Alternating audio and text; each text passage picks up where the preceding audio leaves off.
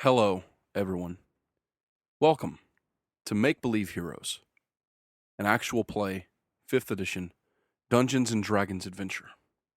It's me, Paul, and tonight I'm very excited and nervous and terrified, honestly, to present to you the finale for Season 1, which we have internally referred to as Save the Tree, and ever since the beginning, I guess.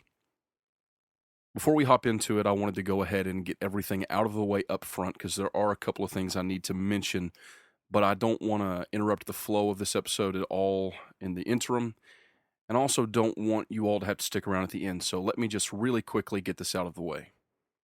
We will not have a regular D&D episode next Monday, October 1st. We're going to be releasing on October 1st at the regular time, 7 a.m. Eastern Time sharp, our first Q&A/reflection episode. In that episode, we're going to give each of the players and myself an opportunity to discuss the things that we loved about this season, the things that we wish we could have done differently, perhaps character decisions, different things. We're excited to really get a chance to dig into it and have that commentary for you all.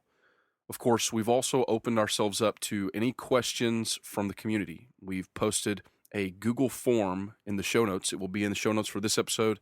It's been in the notes in the last few weeks. You can click that form and submit a question, and we're going to get to as many of them as we can. We're probably going to go for about an hour and a half, and I promise that we're going to try our very best to get to every question that we have. So if you have questions about the season in general, Monumi, us as players, me as the DM, anything, ask it. And even if you've already submitted a question, after the finale, if you have burning questions that haven't been answered yet, or if you want to give us a comment on anything that happens in the finale, I'm hoping that some of you will have reactions. I wish I could see your faces as you're listening to this, or maybe the best way that we can experience that sort of reaction is through that Q&A, or of course you can tweet us at MBH Podcast. I don't want to drag this out, so let me just get through this quickly. Send us an email to letters@makebelieveheroes.com. We just finally updated our homepage with some things that you can check out at makebelieveheroes.com, so go check that out. If you've been listening so far and you've liked our show and you want to support us and help us, the best way you can do that is by telling your friends to listen, giving us that 5-star review on iTunes if you just haven't taken the time to do that. That helps us get the word out, and it also lets us know that you're enjoying it. So, of course, many of the sound effects in this episode did come from BattleBards, so go over there and check it out. You can go now to battlebards.com and get a 15% off of a BattleBards Prime subscription using the code MBHPodcast. That's enough for me. I know that you're ready, and I'm ready for you to hear it. So, with no further ado, here's the finale to Season 1. The Grove, the Tree, and the Stone. This season on Make Believe Heroes. Find the elf, the dark bolt, and bring him to me. I would like for you and Sir Vance to go on this holy mission. Find the tree and protect the stone. Do you understand now? Yeah. What can I do to help? This soulless ginger, who is so unsure of himself, is supposed to be the one? Vance, I don't know what to tell you. Our faith and our trust must be in Palor. I believe that you can help him. I believe that he will be led by the god, but I believe that you will be the arm that wields the sword. You can call me Jimalil. Jimaboyle? Jamalil. Jimalil. His name is Jim. Jim. You can call me Jim, if you would like. You said something about adventure? Yeah? My name is Kellen. Killin. Kellen Dimble. Breathes there the man with soul so dead, who never to himself hath said, This is my own, my native land? If such there breathes, go, mark him well, for him no minstrel raptures swell. Mom, you need to come with me back to the Kellen. house. Dad needs you. Just accept it, Lorik. I take the sanction. I let it go. I'm sorry. No. Lizard bats! Delicious. I remember this shapeless, formless substance, almost a sort of gas, but it was somehow still felt oily, That's weird. and it spoke to me. Welcome to the jungle. It's She was the king of all the hunting lemurs. Zabumafu. Zabumafu, they call him. You may call me Siluan. Hello. Welcome. Welcome to the Corinne. She has coffee-colored skin. She's no more than around 4 feet tall. Her eyes burn with the same light that surrounds her as she steps towards you, her hands outstretched with a mischievous smirk on her face. Jim, when did you meet Otonia? Hail, travelers. I am Ovi, guardian of the Grove. Speak now. Why have you come to this place? Great tree, light tree, black stone. Yeah, that's it. Can you help me get there? Lorik, you immediately recognize Saluin. And you see far up ahead a great staircase leading to the left and to the right in an alternating fashion. Maybe we shouldn't do this. Maybe we should just turn around. How? Okay, you turn around. I need to heal you. And he puts his hand on the door. Lorik, wait! And an unnatural tune sounds from the door as the scallop of Provalian glows blue like the sea. But then it begins changing from one color to the next. And you know that the scallop of Provalian has multiple colors across the top of it.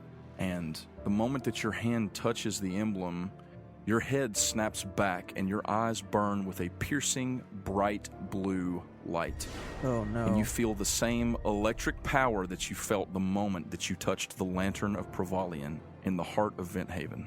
The rest of you see, as from Lorik's eyes, mouth, ears, and hands comes a brilliant blue fire that pours out from his body as he lets out a scream. And the fire pours out from him into the scallop of Provalian embossed on the door. And after a few moments, the last of the fiery magic pours out of Lorik, and he drops onto the floor. It swirls around the room as it's being sucked into the door, and as this whirlwind of flame and power radiates over the top of you all, and Lorik is on the ground, Saluin falls to her knees and wraps her arms around him. The last of the flame disappears into the scallop, and it lets out a final tone, and then there's a last click in the door. Lorik! Wake up, Lorik! Wake up! The door opens. As it does, a blinding bright light fills the room. Each of you cover your eyes, but it seems as if the light will consume you. It's so bright that your flesh does nothing to protect you from it. Your hands over your eyes, it's like they're not even there. It's a bright and warm light on your skin, almost hot. Blinded by this light, disoriented and confused, suddenly you feel a lurching feeling in your gut. And then everything fades to white. Dang it. We died. I need everyone to roll me a d20. Oh, no. Here we go. 9. Lorik got an 11. I got a 4. There we go. I got a 17. As you wake, your eyes are struggling to adjust. There's still a lot of bright light emanating from all around you as you are coming to, and after a few seconds of trying to catch your bearings, you each notice many things at once. First, there's a giant tree, a good little distance in front of you. It is, hands down, the largest tree that any of you have ever seen. It towers above you, and it spreads out in every direction, its great branches stretching out in a canopy before you. Above this tree, the sky is blotted out by the growth of vines, flowers, branches, thorns, and all sort of shrubbery. While this has been present in other areas of the grove, here it seems as if the growth above you and behind you has excelled in its growth unlike anything that you've ever seen. It's more lush, it's fuller, it's greener, and you can only assume that this is due to the sunlight that is currently shining out from the leaves of this tree in every direction. Rising to your feet and looking around you, you each feel the warmth of this tree's light down to your core. Tears rise and come to your eyes unbidden as each of you realize that this light is not the light of the sun, which is what you've thought this whole time. Oh, man. You would swear that the sun gathered its light from this tree. That is awesome. You look around. There stands Guy. silent tears streaming down his face, his wand in his hand. Sir Vance is standing beside him in awe, overcome by the fact that he can feel the power of the gods themselves washing over him in the light of this tree. Lorik, for the first time since you all met him, seems completely settled and firm in his footing. He isn't jittering, stuttering, or shuffling his feet. Kellen is there, on Charlie's back. Charlie's staring blankly upward, looking from side to side, while Kellen weeps openly as he feels for the first time in a long time true peace. Jeez. And then you see Jim. Oh, gosh. Jim is yards ahead of you, Mm. just a few feet from the tree. He's down on the grass. His body is trembling and writhing. From his purple robes, you see tendrils of black smoke rising from across his body. His hair has fallen down over his face as his body jerks and convulses, rolling on the ground with his hands covering his face as if he's trying to shield himself from the light around him. And standing just a couple feet past Jim is Saloon. Oh, my gosh. You can see her clearly in the light of the tree. Blood has clotted her leather armor to her side where the wound is broken free from its packing. You can all see her clearly as she reaches forth and strokes the bark of this great tree. Saloon, I sprint forward Saloon, with my stop. sword drawn.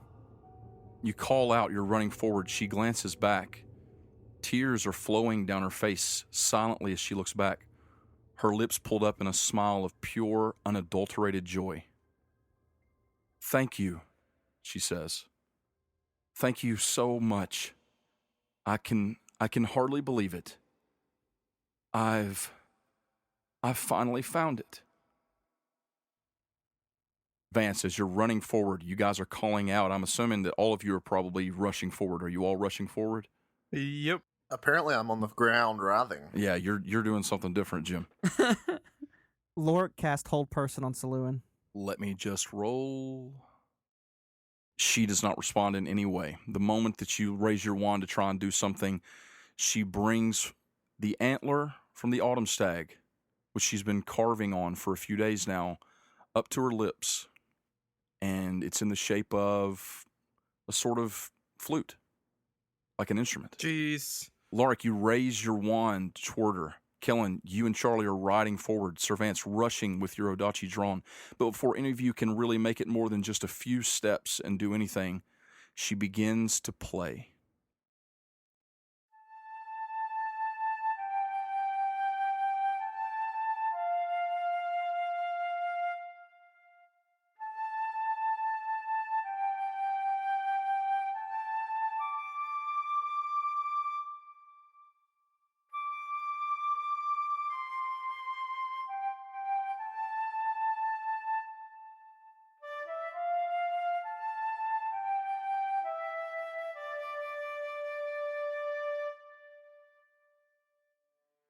The moment that you hear the tune rise from her lips, you're back in that vision and you hear that music. And it's this song. Oh my gosh. As she's playing, the tree begins to sway. The melody is beautiful, haunting. It's a song of sorrow, one filled with regret. It's not a long tune, but as it's played, each of you stops running forward. Your hands drop to your sides. You drop your weapons. You fall down on your knees. And you're overcome by great sorrow. Not despair. This is not a song of despair. It's a song of the sorrow of regret. The sort of sorrow that's only born from loss.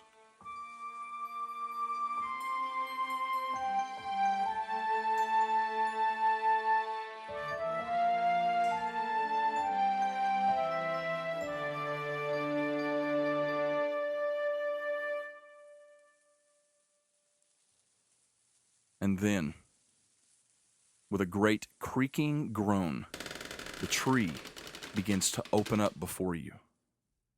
and from within comes a much greater light even than that of its leaves.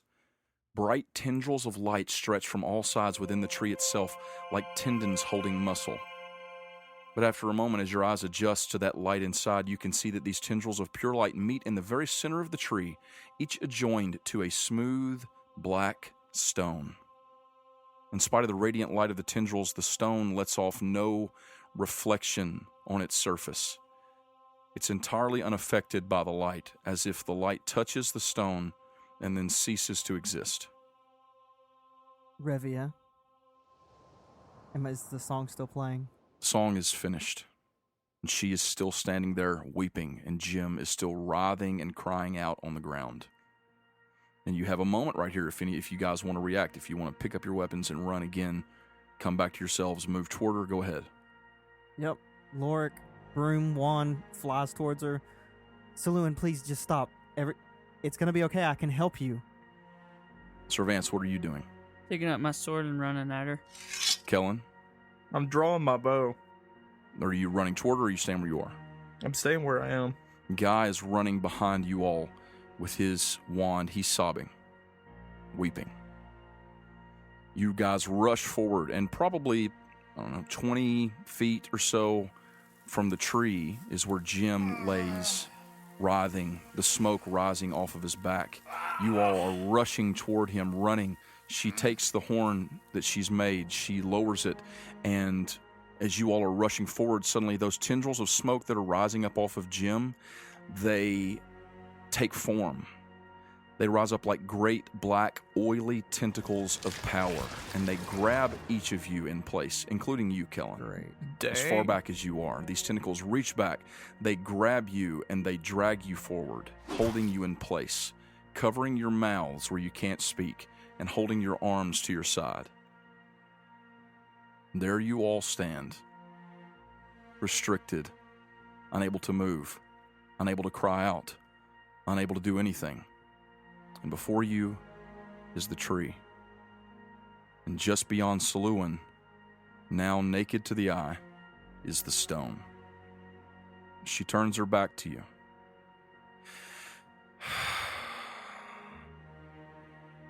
She takes a deep breath as two black tendrils of power rise up out of her shoulders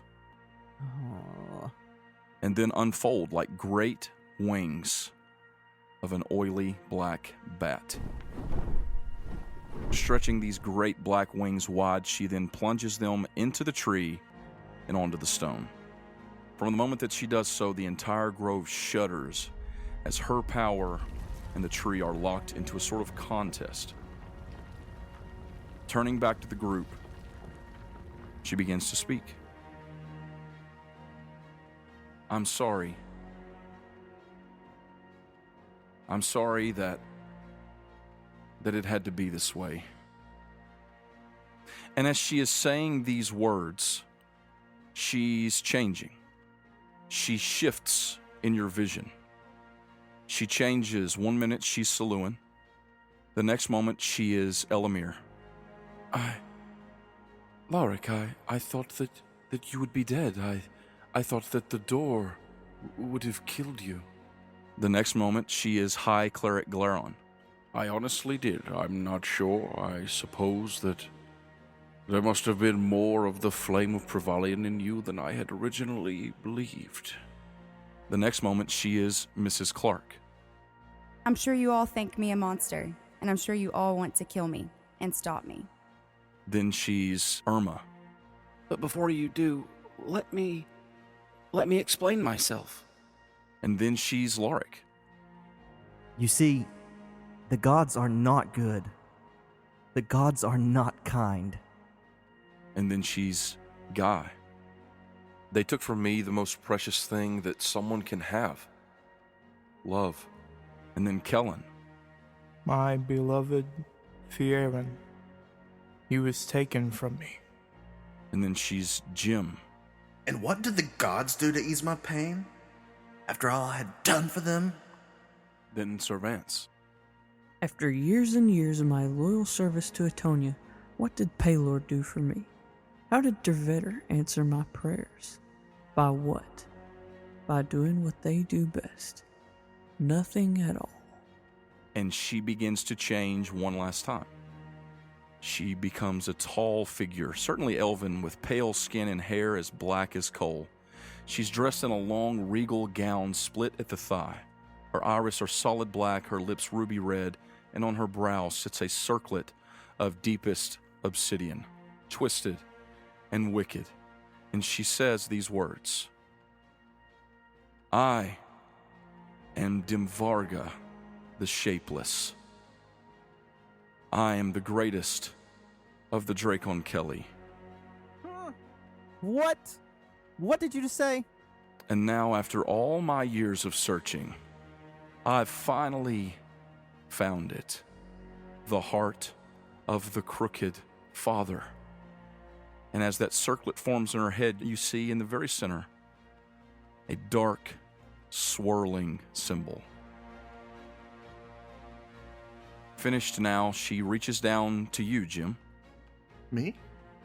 She draws from her waist a black blade, and she slices through your back. Not your flesh, just your clothes. Oh. She cuts your robe of eyes right down the middle across your back. And she spreads it, revealing your naked back exposed. And all of you can now see this tattoo of a great black dragon across his skin. Boy, you got a tat. I didn't even know, Jim says. These arms of power that are holding all of you are extending out from this tattoo on his back. They extend from this mark, and she says, "Of course, Jim. How could I forget you, Jim?" Leaning close to your face, she whispers, "Are you ready for the knowledge I promised you? He's coming, Jim. Just wait. And when he does, you shall finally see the beginning of all things and the end of all things." And then she swipes her hand upward. And from the black mark on your back, Jim, comes rising up pure shadow. First, a great clawed hand. Then another reaching out over your shoulders. It reaches over and it grabs you by the shoulder, Jim, as it lifts itself up from your back, followed by two gigantic wings, and then a great, gaping, draconic maw ripped with sharp black teeth. Seeming somehow to be both liquid and solid, this enormous draconic figure pulls itself free from Jim's back as you scream in agony. The beast roars a screeching howl in chorus as it wraps its great black tail around the waist of Dimvarga. Thank you again for answering my call. If you had not trusted the vision that I sent to the foolish cleric Lorik, then I could never have made it here. I owe you a great debt. She steps forward to you, Lorik. Tall. She kisses you on the forehead. You could join me, Lorik. I did come to care for you. I heard all of your prayers. I helped you.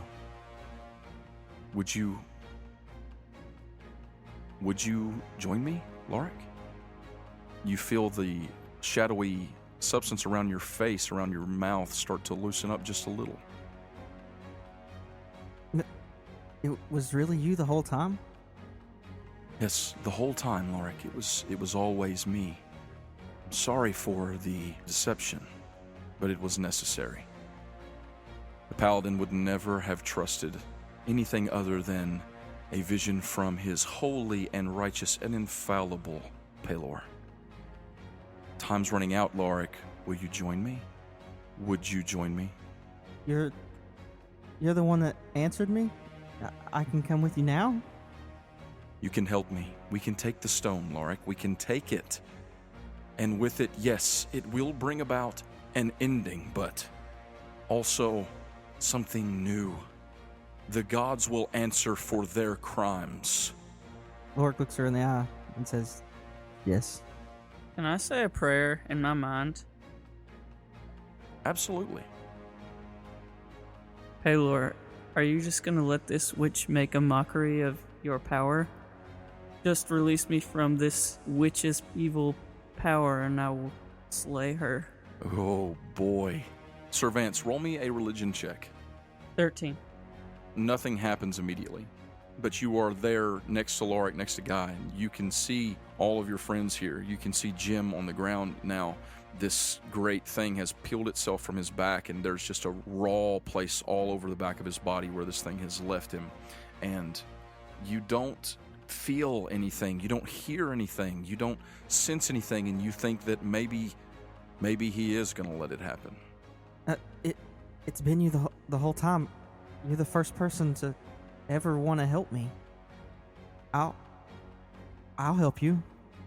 You see the gigantic, shadowy dragon that is standing next to her with its tail wrapped around her waist, lean down and look right into your face, Lorik.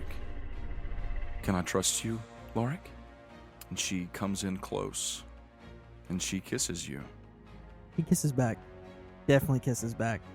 He is channeling everything he ever felt for Saluin right now. How does Sir Vance feel about that? Sir Vance wants to kill both of them right now. Sir Vance, suddenly you feel a white, hot burning around your chest. Oh boy. The dragon stops and jerks his head towards you right as the shadowy black substance around your body breaks free. Ha! And you hit the ground on your feet. Now. Here we go. Here we go. Jim. Am I free yet? What's happening? You're not free yet. It's kind of interrupted. You're mid-smooch when this happens. Oh, yeah. Just right in the middle of a smooch. Jim, you're somewhere on the line between consciousness and unconsciousness. You can sort of hear what's going on, and you just feel hot white pain across your back. You feel like all of your strength is drained out and that you'll just bleed into the ground here. Not that you're bleeding, but literally like your body will just melt into the ground and you'll just fade away. But now with this shadowy thing gone, you remember everything. Everything? You remember Dimvarga revealing herself to you as this great black serpent. And your mind is flooded with memories. Memory of being back there in that decrepit library, summoning this thing that you now know to have been Dimvarga, the Black Dragon, one of the 10 of the Dracon Kelly. You remember her proposal and the deal that you made there. Do you know who I am, Jim? A purveyor of truth. Yes, Jim. And you seek knowledge. That's correct. I can give you that knowledge, Jim. I am the Black Dragon, Dimvarga, the Shapeless. But I can give you so much more than just a line of truth, Jim. I can show you everything. Yes. And with it, you will have great power. You will travel Manumi and you will uncover the greatest secrets that this world has to reveal. You will do so at my bidding, but this will be our little secret. So we have a deal? The knowledge of the multiverse, you say? Yes. Yes, Jim. And all I have to do is your bidding from time to time. Yes. And nothing naughty. No, of course not, Jim. All in the name of justice. Always. Justice I can get behind. Then you remember more, Jim. You remember Dimvarga possessing your body, performing heinous acts across this land. And now with the crushing weight of all that you have played party to at the hands of Dimvarga, this monster, your secret patron, hidden even from your own memories and your own thoughts for all of these years, for centuries, Jim. What will you do? As this is all happening above you, Jim, and your eyes are fading, weak, greatly hurt by the extraction of Dimvarga's beast, you feel a warmth in your chest, and you hear a voice in your ear, Jim. It's the voice of Ovi. Ovi? The grandpa. Little elven person, you have brought darkness into the Grove of Otonia. This is an act punishable by death. How would you seek to reconcile this great transgression? I would. Jim's trembling as he says this. I would commute the death from me to her. That sounds good to me. I'm afraid my power was not enough to stop her. I am no more what I once was, but a small portion of my power remains. It's with that I'm speaking with you now. I would grant you that power, Jim. Would you take it? Gladly. I suggest you use it well. Just before I do, you're not going to take my memories, are you? I love your jokes, Jim. And Jim, you feel warmth fill your bones, your members, and at once you are filled with strength. And as you are, these tendrils that have still been connected to you that were holding your friends down, draining your life force, they start to weaken as Ovi's power is coming into you. Sir Vance, while that's happening to Jim, your feet hit the floor. What do you do? Cut them in half. Okay, what specifically? Like, what specifically are you trying to do? Cut them in half. Okay, there's a very, very large dragon, like gigantic, and then there's her over there with Lorik. What are you trying to do? Cut them in half.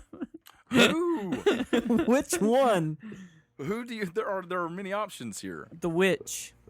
Okay, you rush toward her and Lorik, your Audachi drawn high, and you bring it swinging as hard as you can. And as you do, the dragon forms into a black shield, basically, a force field between you and her, just snaps itself in between, and you slash your Audachi across it. Roll me an attack roll. That is a 19 plus 8. You can roll me a damage. 14 damage. You deal 14 damage to the side of this dragon as it extends its power outward, and it lets out a great roar. And in that moment, Kellen, Guy, and Charlie are all released. Jim, you stand to your feet. Trembling with anger. You made a fool of me. I was a fool. Gullible. So eager for knowledge that I cast aside wisdom. No more. And with that, she turns to Lorik. She says, Lorik, I think you're trying to deceive me. She turns around, and Lorik, you're released also from the shadow as she turns her back to you and begins walking toward the tree. And the dragon spreads out and pushes you all backwards. In fact, it takes a swipe to swing and sling you all backwards. And everybody make me a dexterity saving throw, except for Jim. Jim's kind of back behind it. I rolled a 19 on the dice. I also got a 19 on the dice. 13. And Guy got also a 13. So, Guy and Sir Vance fail. They are pushed back about 20 feet. And you're not hurt or anything, that just kind of slings you back. Lorik, you sort of duck up out of the way, which makes sense based on your position. And Kellen, you, I'm assuming, do a sort of jump and a leap off of Charlie and are able to miss the swipe, and you two are up within 5 feet of it. Jim, you are behind the dragon as Dimvarga, as she's walking toward the tree, and you all preparing yourself for battle. She says, "Goodbye, my friends. I am sorry it had to be this way." And then she plunges her hands into the tree and disappears behind a large sphere of blackness flowing out from the dragon.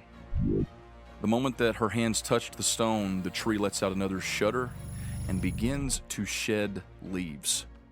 As they fall, they flicker out one by one, and the light starts to dim. We are now in initiative order. Sir Vance, let's fight a dragon. Let's do this. It's your turn. There is a great black dragon before you. So the dragon's in the way of Yeah, there's a gigantic dragon between you and her. And she is covered with a shell that's created by the dragon itself. Does that make sense? Yeah. I'm gonna take off running towards the dragon and try to jump and slash it. Okay, roll it. A 14. That is a miss. That's gonna be bad. We're gonna get wrecked. We don't care if you get wrecked anymore. You do your first attack and it misses. You rush forward and the dragon just very deftly steps out of the way, growling. Attack again. That's a 24. That is a hit. Quick question. Do we still have the max HP from the food? Yes. Okay. Okay, that's 14. And I want to use Divine Smite. Okay. Smite it like you're divine. 12 radiant damage. Okay, so 26 total on that one? Yeah. Dang. The first time it definitely slips out of the way. The second time you bring your Odachi down across it, and as you do, it slices into its leg and burns with bright light from Pelor. It growls back at you. And then it is going to snap down at you with a bite. Yeah, that's definitely a hit.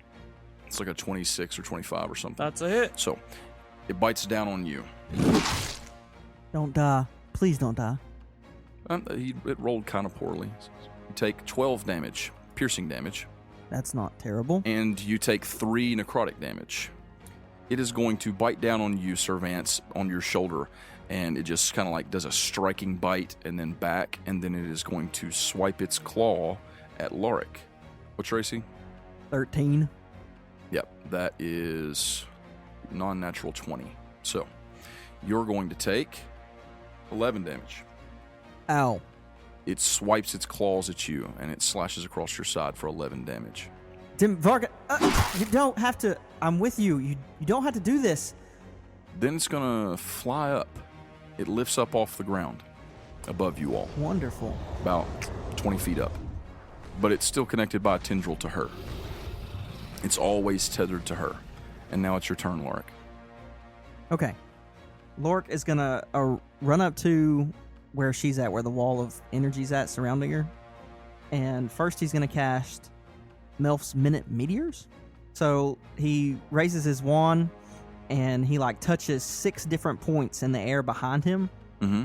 And these little tiny black and red balls of like fire start floating around, and they're just kind of circling behind his back. Okay. Tim Varga, let me in. I can help you. I can help you get the stone. You can trust me. And then I'm going to shoot one of the meteors. Okay. So the way it works is, as a bonus action, I can send 1 or 2 of the meteors flying towards a point that I choose, and it explodes. Each creature within 5 feet of the point where the meteor explodes must make a dexterity saving throw, and it's 2d6 or half that on a save. Okay. See, I'll help you, and he shoots one of those meteors at the feet of Sir Vance. Okay, are you trying to hit him? I'm trying to get it to explode at his feet so that he takes damage, yes. Okay, he needs to make what kind of save? Dexterity saving throw. All right, Sir Vance, make me a dexterity saving throw. That is a non-natural 20. It's a save, so you take half damage? Yep. 2d6? I rolled 7. Okay, so you take 3 damage, Sir Vance, from an exploding meteor that hits next to your feet. That's the end of my turn. Jim, it's your turn. Yes. So she's in what appears to be an impenetrable shell, right? From what you can tell, it is a shell of shadow created by the dragon. So would Jim think that a spell that attacks one's psyche would pierce that shadow? I mean, I don't know. You wouldn't necessarily think that a physical shield would stop that sort of thing from happening. Okay. So Jim looks at her and whispers dissonantly. Okay. The shapeless. Oh, I'll show you shapeless. What kind of save is this? Wisdom. And then the shape of water plays in her mind. Okay. Or the shape of you plays in your mind. He has a 19, so it is a save, but she still takes half damage, right? Right. Roll me that damage. Roll that beautiful damage footage. And it's 19. Psychic. So she takes 9. Yes.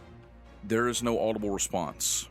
So you don't know if it's affected her or not.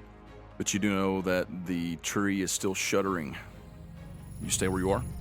So where am I in relation to everything? You're right up next to the tree. Kellen and Servance Servance ran forward. So Kellen and Guy are pretty far back. Everybody else is probably within about 20 feet of you, facing off. Well, they were facing off the dragon. Now the dragon has flown above you all. How far above us? About 20 to 30-ish feet. Okay. Kellen, it's your turn. Kellen is looking at the situation, Mm-hmm. and first he wants to say, "Really, Lorik? Were you not taught bros before does? Really?" And then he's going to look in his bag, and he's going to pull out something that he hasn't seen for a while, and he's going to pull out an arrow of slaying. Ooh. Okay. He's going to say, like, I guess a little prayer or something. He's like, "I'll get to that one eventually. I promise you. But I really need this right now." And he's going to shoot it at the giant dragon. I mean, you can shoot at the dragon, but that thing is like attuned to owlbears. I know.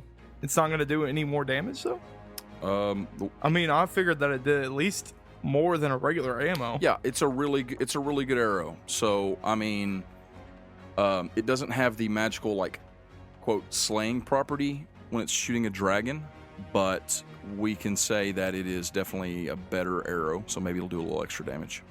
Okay, like how much? Like double damage. Okay, double damage.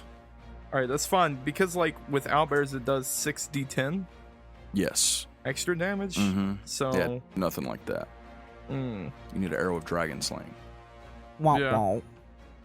what happens if I shoot it at Lorik? Same thing. Okay, I'm gonna shoot it at the dragon then. That's a 16 plus 9. That's a hit. Yeah. Yeah, boy. Oh yeah. 2d8s. 2d8s. You're rolling 2d8s. 7 plus 2 plus 4. 13 damage. Yep.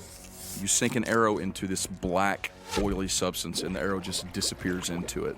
It roars looking down at you, Kellen, and then it is going to swoop down and try and claw at you. Okay. Okay, what's your AC? It's a 16. You got a 16 exactly. What is okay? What? So, you take 12 damage. Not good. And now it's Guy's turn. Guy cries out, "Lorik, what are you doing? She lied to us. You can't help her. You're gonna just turn on Servance like that?"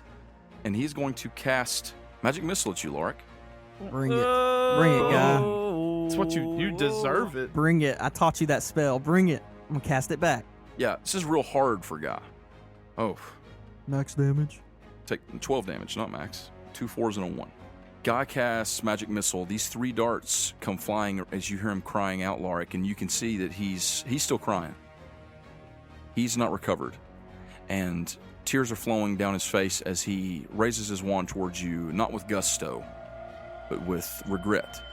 And you feel 3 force darts pierce into your body with force damage. At that moment, the dragon swoops again, and he claws at Guy. Oh man. Oof. He hits him. Oh, snap. Guy takes 13 points of damage. So this dragon comes swooping down as Guy casts a spell towards you, and it swipes 2 long claws down into him. And he takes 13 damage. Guy cries out. He's not down or anything, but it hurt real bad. He's not on the level with you guys.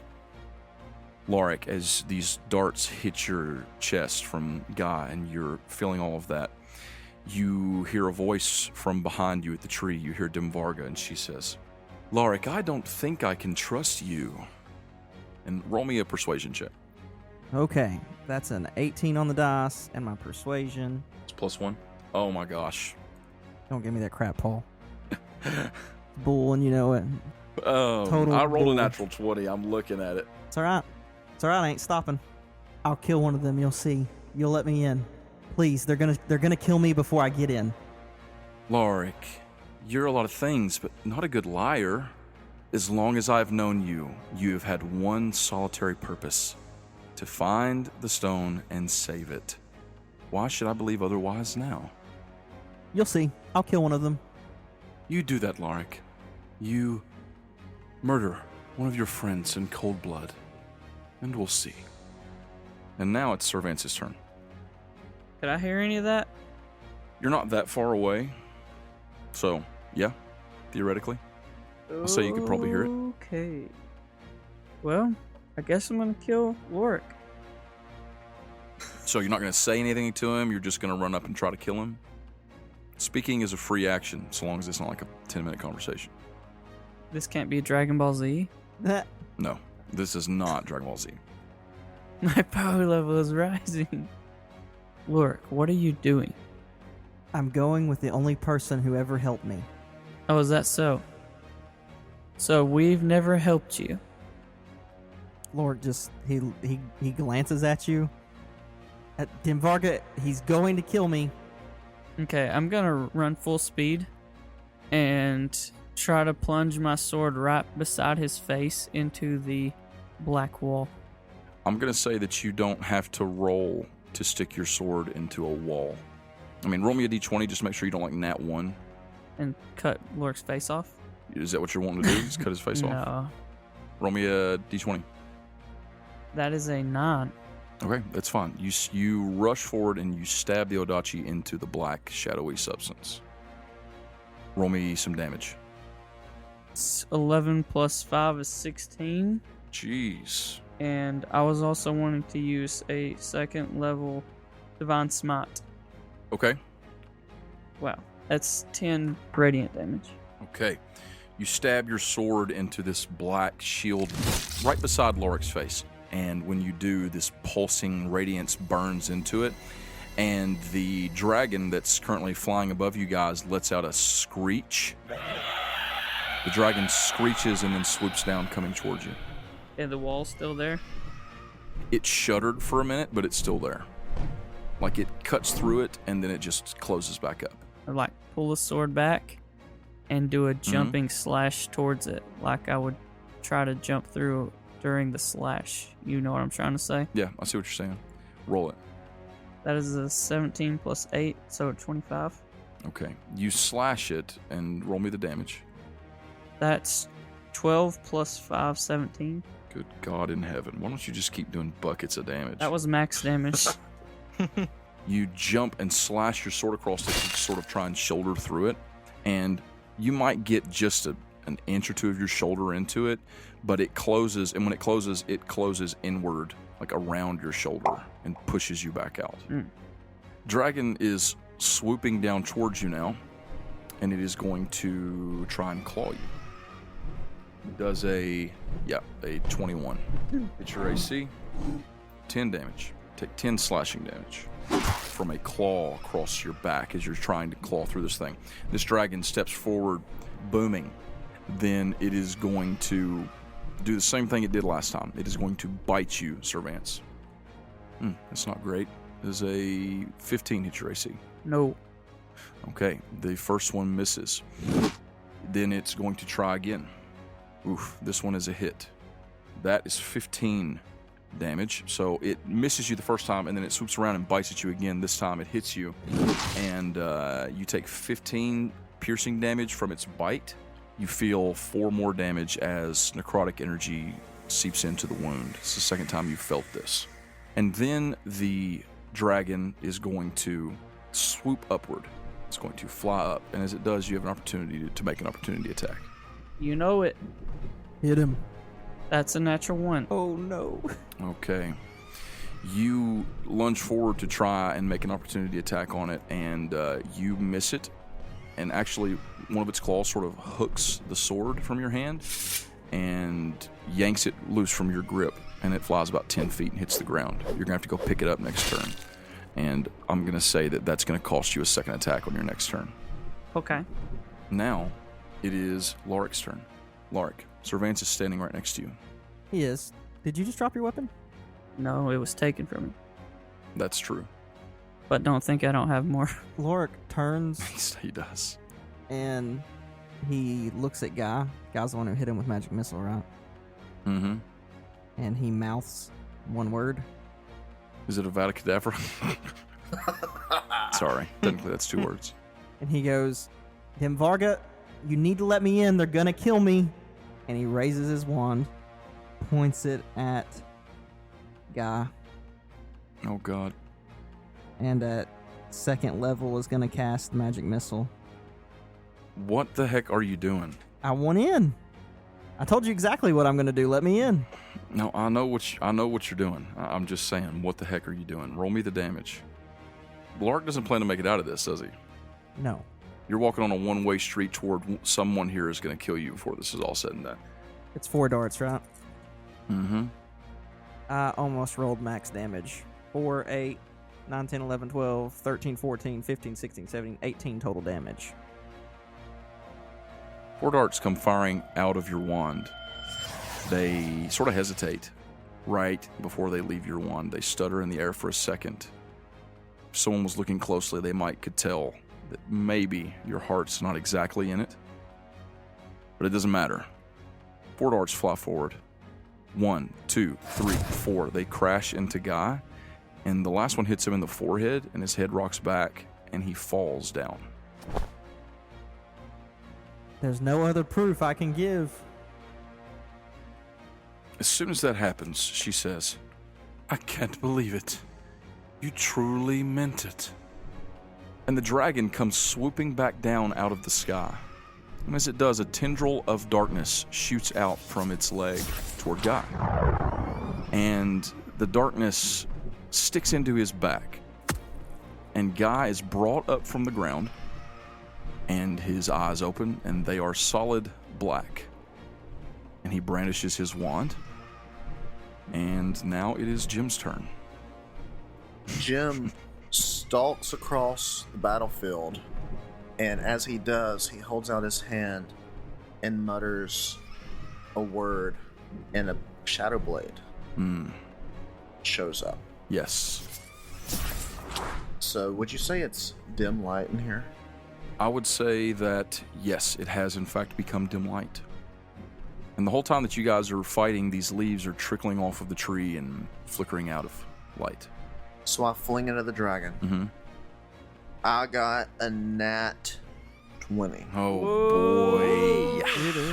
Thank goodness. Roll And it. so this is 3d8, so that means it's 68. That's intense. So You guys are doing a lot of damage. So I'm stalking forward, and I say, "You think you're the only one to lose somebody? Kellen lost someone. I've lost people. We've all lost people.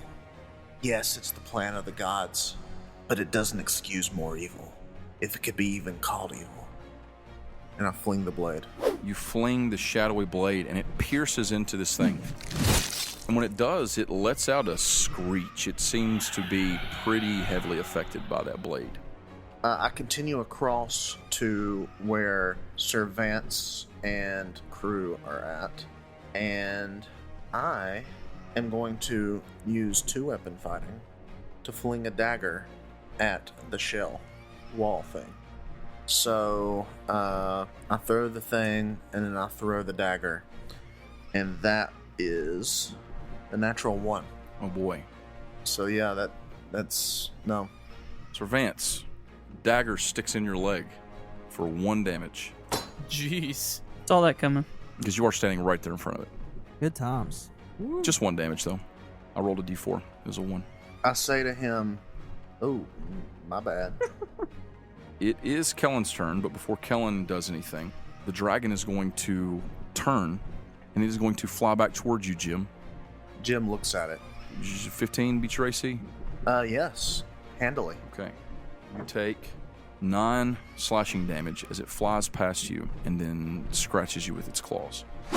So what's the con save for It's 10. Yeah. You have to beat a 10. 10?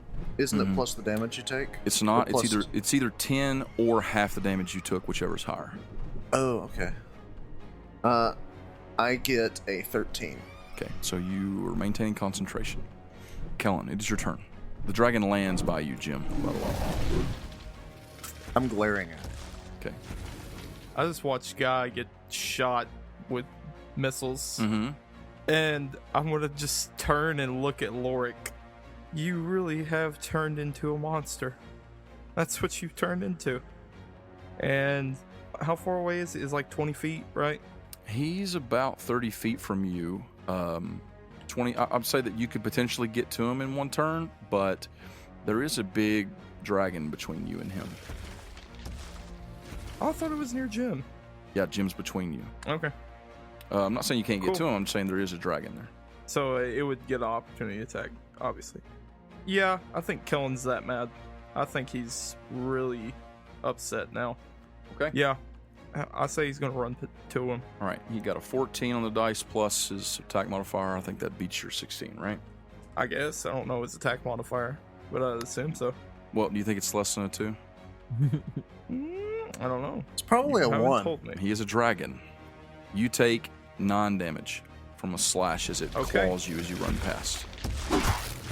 Kellen doesn't even notice it. Okay. He's that furious. All right. Now, what are you trying to do? He is going to place Hunter's Mark on Lorik, Okay. and he's going to attack him twice with 2 dual-wielded swords. Okay.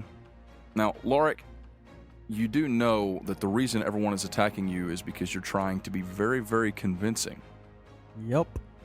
You literally told Sir Vance that she was the only one that ever helped you. That is a 15 on the dice. That's an 18 on the dice. Those both hit. So, is that going to drop you? What's your current HP? 34. No, I think it'll drop you. It's a 3, a 4, and a 2. Okay. Plus 4. Okay, so 13 damage.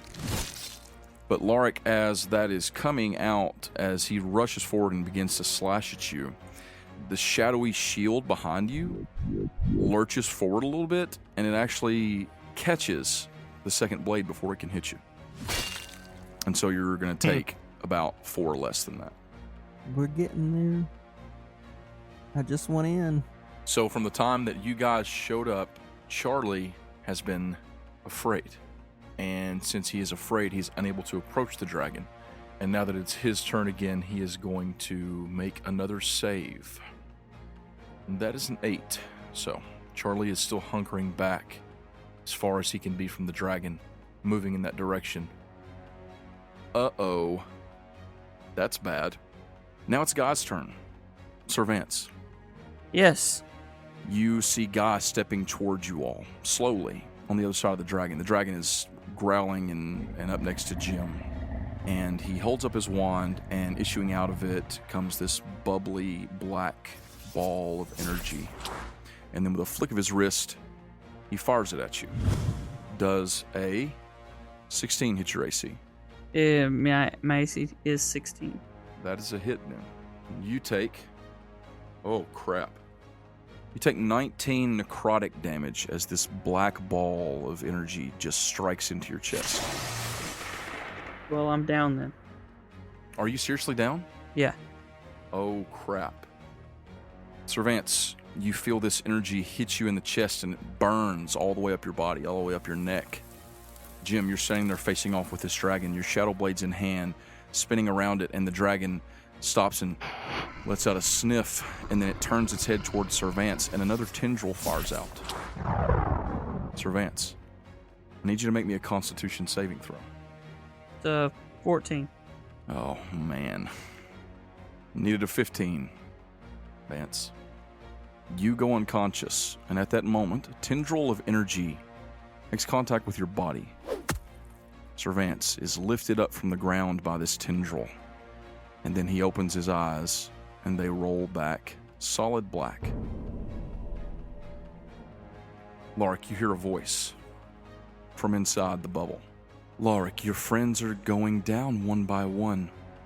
Can it be true? It's been true the whole time. I dropped Guy. I don't want to die. Let me in. Roll me a deception check. Do I get advantage because I killed someone? Sure. Lorik is not charismatic enough for this crap. It's a 15. I never thought that I would experience love again, Lorik. They took my beloved from me. If they just left me be. Together, perhaps we can bring the gods to their knees, Lorik. An opening appears.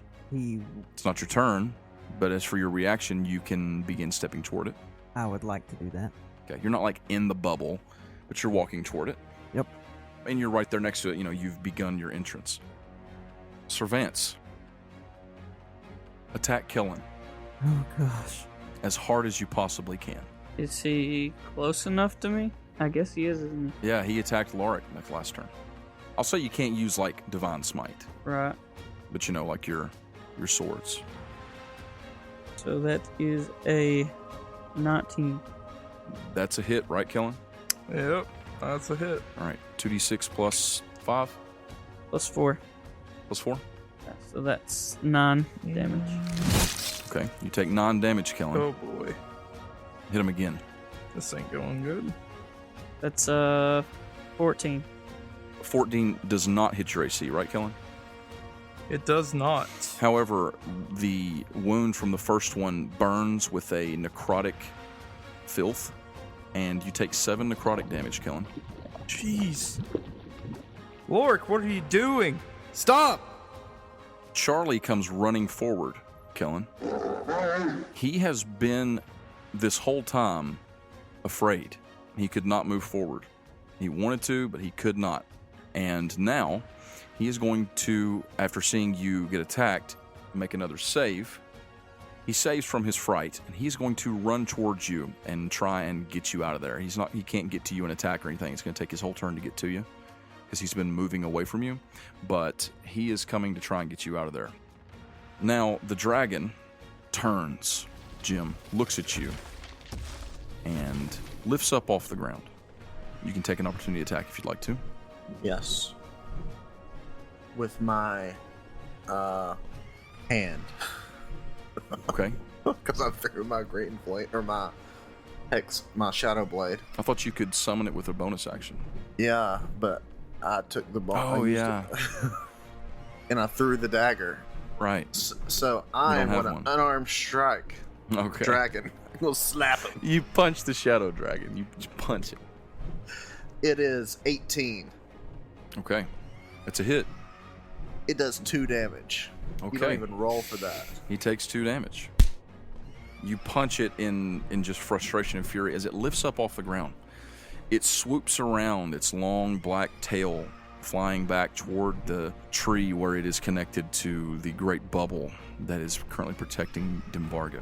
And it swoops around and it swells and grows and stretches out in every direction. Its black, oily wings vibrating as it holds itself just right, and it fills its shadowy lungs, and it breathes a black fire toward all of you.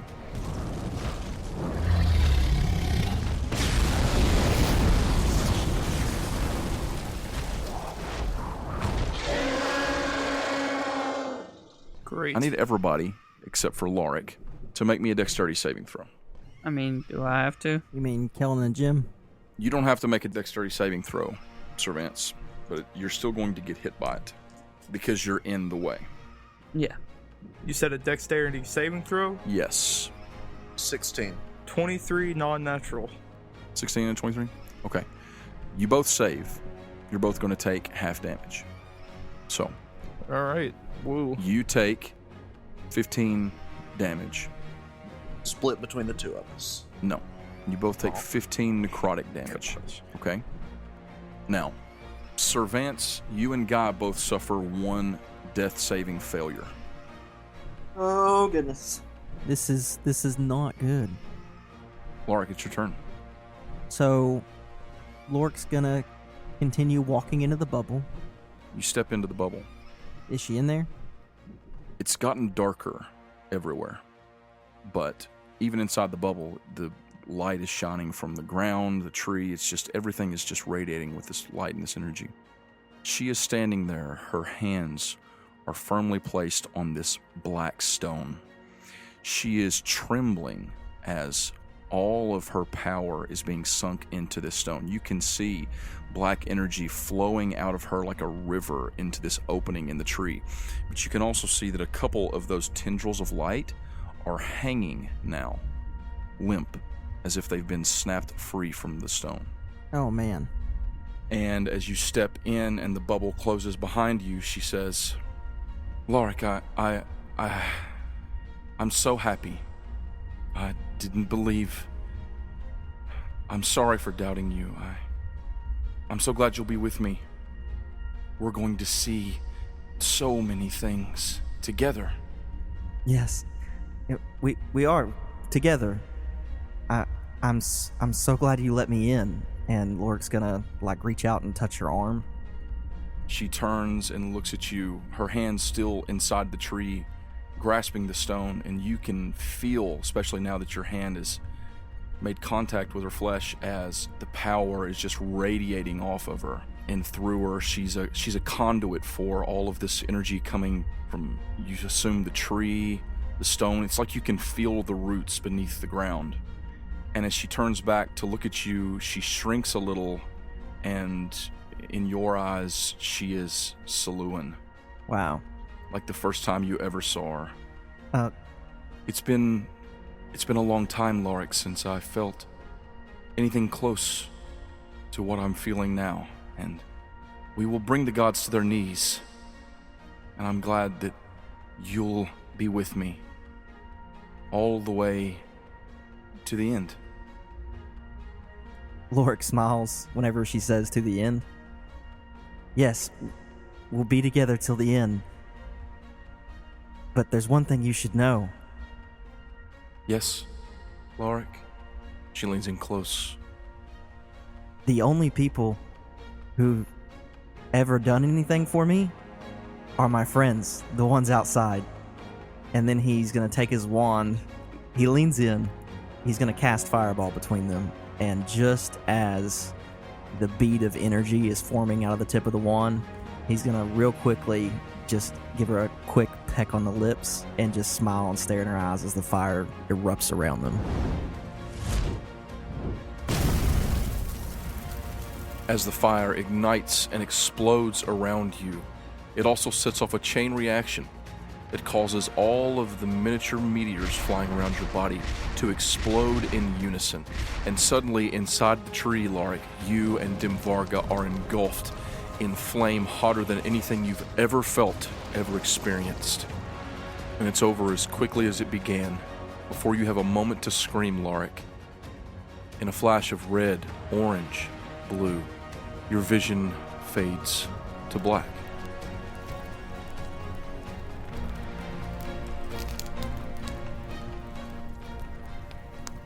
She's going to make a save. What's the DC on that? 16. It's not really her making the save. I mean, it is, but it's not. You got to understand something. The Dracon Kelly, the dragons, are next to gods. And the way that her dragon, which is her, you understand that? I know. Is operating is it's her human shield. So the save is to see if it can cover her in time. But she does not save. It's a total of 63 damage. What's your current hit point value? His current was 25. Okay, so you still had 25? Yep. And what's your max? 46. It does not kill you. That's amazing. You were 8 hit points away from killing yourself. That does not mean you're not wrecked. An explosion goes off next to the tree. All of you outside, including the dragon, notice as flame and fire shoots out, and the shadowy bubble that was around the tree guarding it is just disintegrated as a gigantic ball of flame, along with all these little meteors, go off and explode. And it's just a resounding explosion and flame just going off, and more leaves in a big wave just blow off of the tree. You all turn and look. And as the dust is settling, the smoke is clearing from the explosion, you see Lorik on the ground. His clothes are on fire. And you see Dimvarga on her knees with both hands firmly inside the tree on the stone. And the dragon roars and swoops down toward her. And Jim, it's your turn. Jim? Please, God, So- Jim, kill her. How far is Jim from her? 15 feet? 20 feet? Okay, so Jim crosses that distance on the way, winks another shadow blade into existence, and tries to just drive it through her back. Okay. That is a 21. It's a hit. Yes. That's 3d8, Come on, big rolls. 19 damage. Oof. Please let that be the magic number.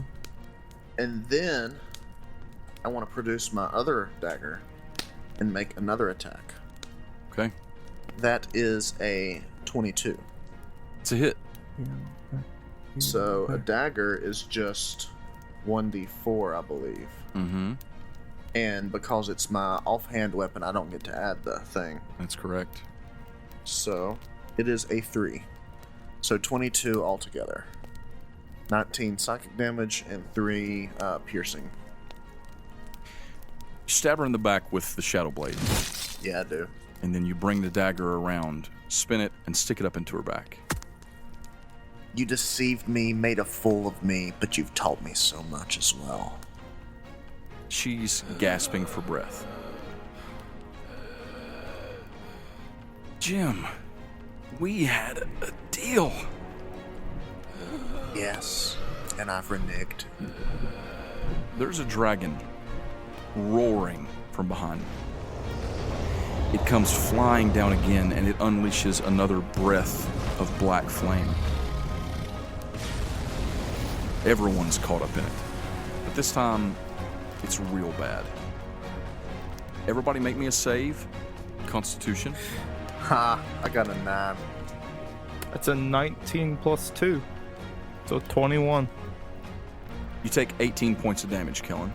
Jeez. What's your HP? Oh my gosh. It's 2. He's up. I'm at 2. Jim, you take 36 points of damage. That's my exact HP. Sir Vance, you take another death save failure. So does Guy. Lorik. Mm-hmm. So do you. I'm so dead. But Jim, that dragon's burning its fire down on you, and you go limp, unconscious. Kellen, you're standing there, and you get wrecked by this flame. Charlie is burnt away by it. Guy stepping forward. Guy falls down onto a knee, just wrecked by this flame. Sir Vance is blown back against the tree by this flame. Lorik, it's licking up around you with this black necrotic flame, and as it's hitting her, it's just pouring into her back. As it's doing so, she's screaming. The shadowy blade that was in her back is gone. The dagger's still there, and it's pouring into her back, and she is leaning back, and you can see as she's swelling with this power. Her arms, her legs, everything swells with these black veins, and her head is thrown back, and she is screaming, and she is pulling with all of her might at this stone. And she is pulling and pulling and pulling, and then you guys hear this as the stone breaks free from the tree.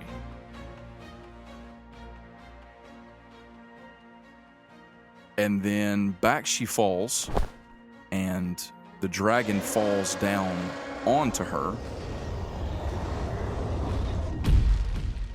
And then when she smacks the ground, just this shadow smacks the ground around her in a silhouette of a great dragon. And on her chest sits a black stone. Kellen. Yep. Sir Vance is lying on the ground. His breath is shallow. Guy is lying on the ground, barely breathing. Lorik is back up against the tree, crumpled up, his clothes still burning with fire.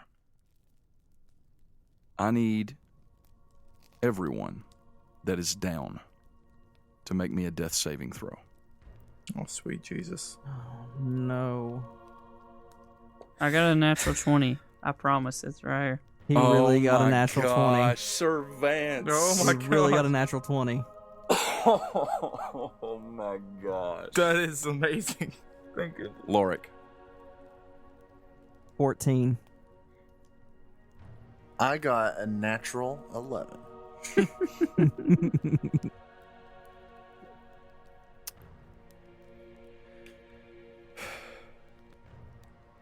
Kellen. All your friends are down. Dimvarga is lying over there. On her back. She's not moving. Stone's sitting on her chest. God. Please, God, go kill her. You roll natural 20, Servants, you immediately awake with 1 hit point. Now, you're not just hopping up. Kellen is going to have an opportunity to do something before you can interact. But what is happening is that thing on your chest, that symbol, it's glowing again. And the radiant power of Pelor starts to course through you. And it is expelling all of that darkness that was in you, and it is slowly reviving you. We came here to do a job, guys. Honestly, from the beginning, I didn't think I was going to make it anyways. So one last time, I'm going to go dual wield. I'm going to attack her. You walk over. You're wrecked. You go slowly. I'm stumbling. You're covered in burns. Every movement hurts. Charlie just got dusted again. And you step toward her, and she is lying on her back. And she has the stone in her hands. And she's not moving, and there's black, oily goop pouring out from different wounds all over her body. That wound on her side is just pouring ooze. And she looks up at you, and her eyes are heavy, but she sees you standing there, and she says, Kellen. What will you do, Kellen? What do you mean? What kind of situation do you think this calls for? What will you do when he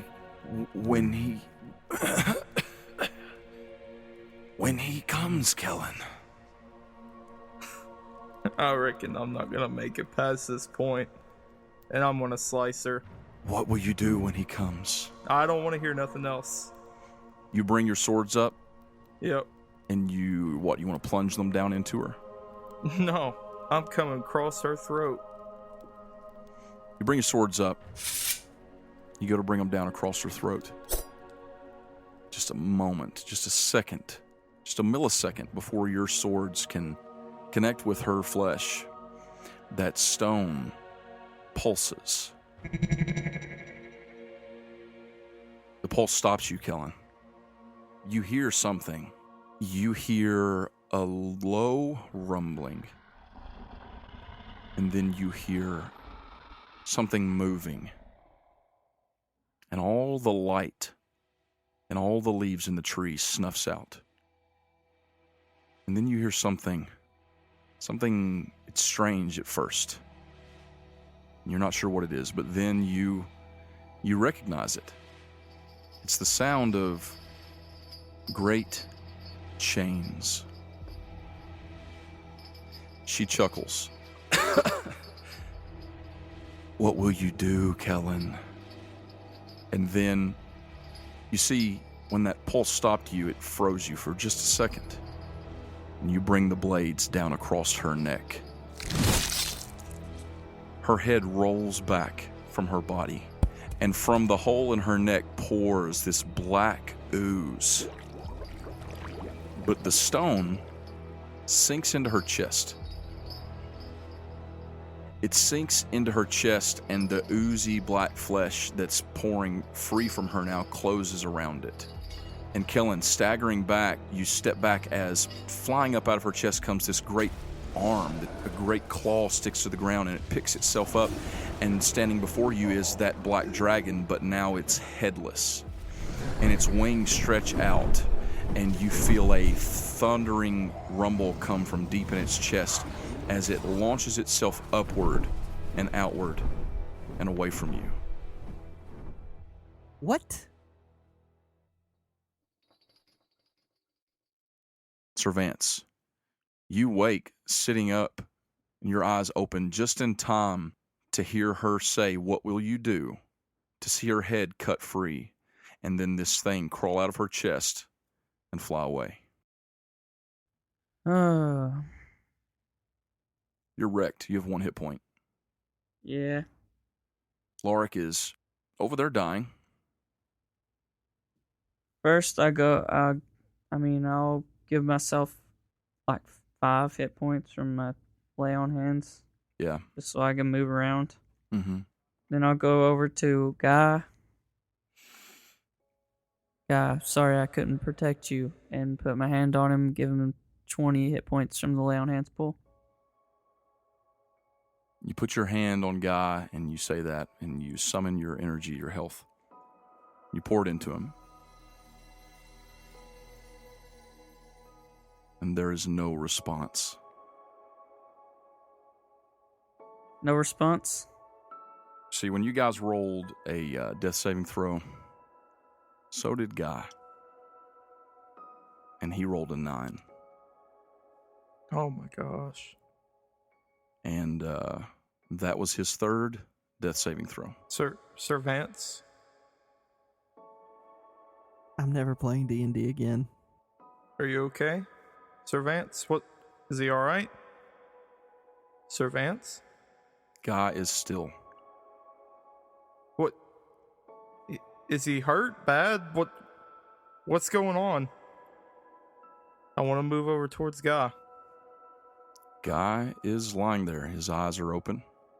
Sir Vance reaches down, Why won't he wake up? closes Guy's eyes, puts his hands over his chest, and walks over to Lorik's body and plunges my old greatsword through his chest into the ground. Sir Vance, It doesn't matter what you say. I don't think he was trying to do something different. So, Lorik, that gives you 2 death fails, right? That is correct. You stab him in the chest and he coughs blood out. Sir Vance, stop. There's no need for even more death. I go and pick up my Odachi. No, sir. I want to grab Sir Vance. You pick it up. Stop. And I push Kellen off of me. Stop. I'm going to use my last spell slot. And I'm going to use Entangle on Sir Vance. Roll me a, strength save? Sir Vance? 7. So it does stop you just before him. It doesn't hold you to the ground, but it grabs your legs and stops you from going forward for a moment. Sir Vance, just think about it for a second. He had a plan. I don't think he meant to hurt us. I think it doesn't matter what the plan was. It doesn't matter what he meant. He killed Guy. Before I knew anyone, I knew Guy. My only lifelong friend. Nothing you can say will stop me. And then I'm going to push my sword into his chest. Roll me another strength save. He doesn't have to roll it. I'll let go. I'm plunging my Odachi into his chest. Oh my gosh. And I'm going to use a 2nd level spell slot to use Divine Smite. Oh my. God help. What is happening? I did it for you. I did it for you all. Sir Vance, you step forward and you plunge your Odachi into Larik's chest. And when you do, radiant power courses into him. And it burns the flesh as Lorik lets out a gasping breath and then goes still.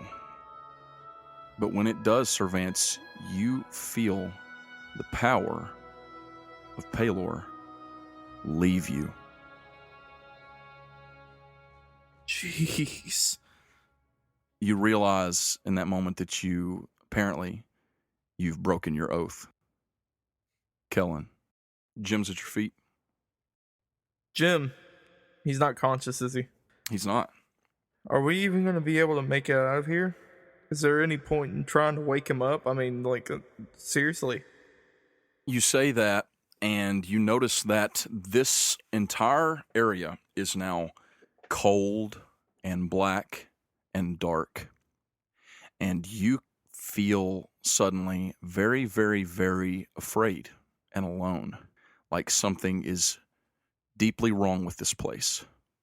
I've only felt this way one time before. It was not a good feeling. I guess I'm going to try and stabilize him and help him out. You roll me a medicine check. That's a 19 on the dice. Okay. You stabilize Jim. Oh, thank Jim, you're God. no longer dying. You are unconscious. I'm going to drink my potion of greater healing. Yes. You feel vigor and life come back into you. Kellen, I'm sure he has some potions on him. You probably do too. Drink the potions, and we're getting out of here. I rummaged through Jim's stuff, and I can't find any of his potions. Hey, Sir Vance, we're both out. I'll toss him my potion of lesser healing that I had from way earlier. Give that to Jim. I pour it into Jim's mouth. Jim, Yes, you come to. Kellen's there. I am awake. And whenever I wake, I jump up and say, Ovi, the stone. Can we fix it? No answer. I go and get my old greatsword out of Lork's body and leave the Odachi there in his chest. What in the name of what happened? A lot of things happened. He sacrificed himself for that, and then you sacrificed him. He also sacrificed Guy. Jim, you see Guy lying on the ground still. Wait, Guy didn't make it? That's two. Jim just kind of sits there for a minute. And then he stands up. He goes over to where the tree was, where the stone should be. He said, what about the stone? It's gone. It flew away in a headless dragon.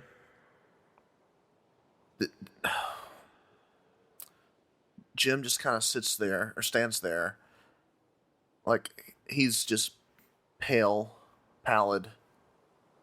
He says, after a moment, I guess we should go.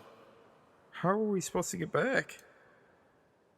Is there even a way out of here? We'll just go back the way we came. There's literally no way. The You'll dragon. hear thunder. And then wind starts to blow through this area. What are you doing? Jim looks around for the source of the wind. I mean, you don't see anything. It's very, very dark in here. You hear thunder, and you feel the wind, so... I want to do something. I want to walk over to Lork's body. And I'm going to take the broken box boat. And I'm going to put it in his rope. And I want to say in a soft voice to where Sir Vance can't hear me. We had really hard times. And I probably should have stopped Sir Vance. Or at least I tried to. But I saw your sacrifice. And if I make it out of here, I'll tell people about it. Of the one crazy wizard who risked himself to save the world. And I'm going to get up. I'm going to walk back over to Sir Vance and Jim. So what are we trying to do? How are we supposed to get out of here? The wind is getting stronger. It's blowing toward the door, or, well, the direction that you all came from. Yeah. So let's head this way before whatever's making that wind gets here. So I pick up Guy and kind of carry him on my back and head towards the way we came. You all take off in the direction of what you assume is the door, and the wind is blowing at your back, pushing you onward. Thunder is rolling overhead, and now lightning, and this wind is blowing up a gale. And you all run for a few minutes, and you're tired. You're beaten. You've endured so much in such a short time, and everything seems to have gone sideways. And you find the door, and it's closed, and it's cold. Try to open it. Sure. Yeah. From this side, it's just stone, and there's no handle, and you try to wedge something into it, you try to pry it open, and it's just, it's resilient. It doesn't seem to want to budge. It doesn't want to give way. And the thunder gets louder, and lightning is striking from behind you, and now it seems to be striking around you all. It almost seems like this place is starting to come apart. Well, I guess this is it. Sir Vance, Jim, I don't know of any other thing we can do. I mean, the door's shut tight. We can't get it open. Stone is gone. I don't even think the gods would hear us right now. No. Turns out Otonia was not my patron. Paylor has left Sir Vance. Maybe this is our just penance. I only wish we could leave so that we could try to right the wrongs we've wrought here. The only thing that I wish for is to see Irma one last time. So we can't open the door? The door is shut.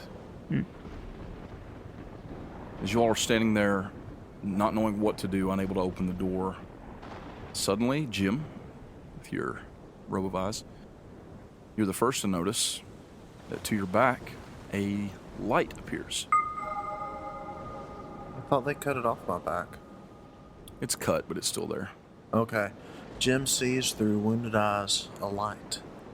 You all turn and you see this burning bright light amidst what is turning out to be the greatest storm any of you have ever been in. You know that if you don't get out of here soon, it's going to tear you apart. And you see a light appear, and it is like a triangular, three-pointed gateway. And stepping out of it is a figure. It's a short figure. At first, it's kind of hard to see because of the darkness and the light behind it, but you all recognize after, well, you don't recognize. You all see her after a moment, and it's a woman. She's about 4 feet tall with coffee-colored skin, her brown hair just beyond shoulder length, tangled and unkempt. She's got these bright orange eyes. And she says, "Well, I guess we should get out of here, if you three would like to come with me." Ugh. Come on, let's go. This place is, you don't want to be here. Jim doesn't look at her. He averts his eyes in shame and walks toward the door. Same. You step through the gate. Kellen? I'm gonna step through the gate. Paladin? You mean knight? Come on. I say, you couldn't have appeared here any sooner and then walk through. She stands there, surveying the grove as the winds and the lightning and the rains and the storm are tearing this place apart. And with a sigh, she says, "It was fun while it lasted." And then she steps through the gate. And that is Season 1.